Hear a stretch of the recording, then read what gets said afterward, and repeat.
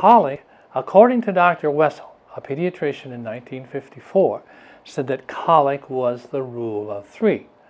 The rule of 3 indicates that colic must start at 3 weeks. It's 3 hours of unconsolable crying that's supposed to be within a 3-week period, and it's supposed to stop in 3 months. This is just not true. Colic comes from the word colon, which the colon is the large intestine. But the problem with colic is not just the colon, it's the small intestine as well as the large intestine. And there's a cone-shaped valve between the small intestine and the large intestine, and that leaks. We're going to describe how that system works.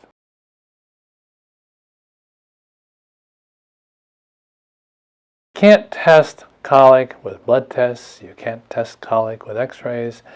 Colic is based on symptoms. Like other diseases like asthma, fibromyalgia, you can't do the test to prove that. So if you have this one, and this one, and this one, and this one, then you come up with the diagnosis of colic. So what is colic? According to my interpretation of colic, it is not 3 hours of unconsolable crying anymore. Okay? It is all about what happens to the baby when the baby begins to develop this pain and suffering as a result of colic. So we're going to go through and we're going to list about 34 different symptoms of what a colicky baby would generally have.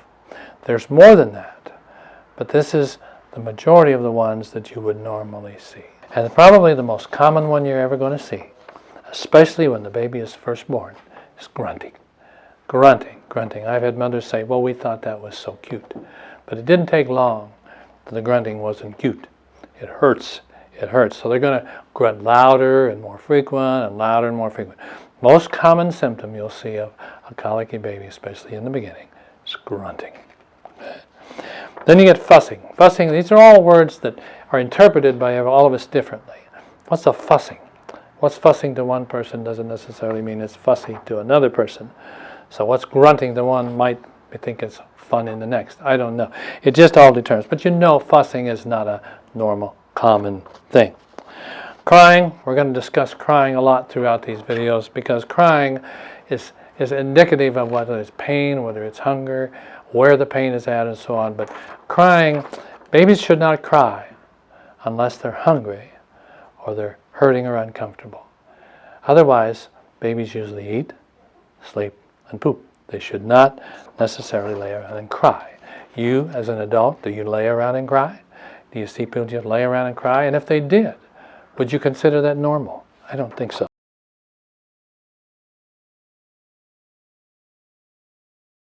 The painful sound goes up, and then it goes down.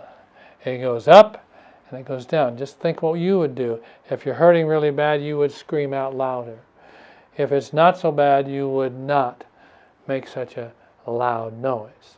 So that's why it goes up, and it goes down.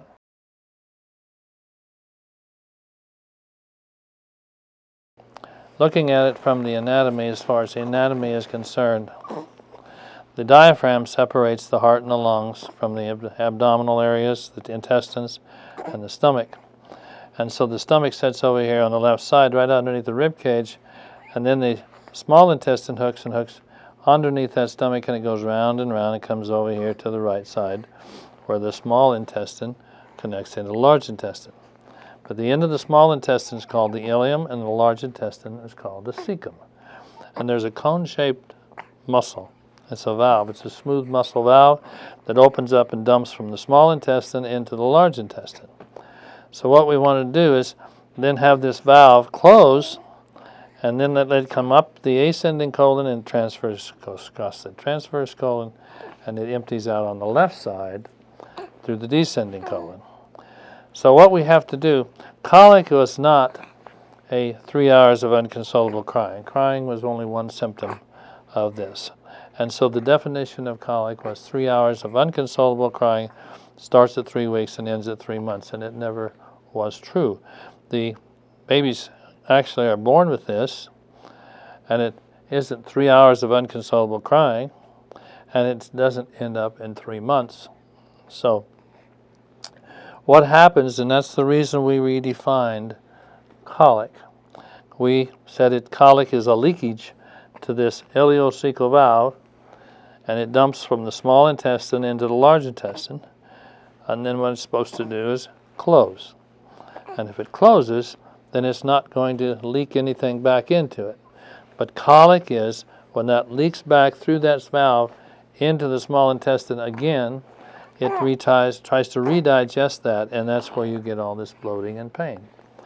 And so this abdominal area is on all these colicky babies are usually quite large, and it's that way in the beginning phases. After it gets past about 3 months, the belly is a lot softer. So we're expecting that to always stay that way, but it changes. So as they get older, then it gets confusing as to how come the belly isn't so big.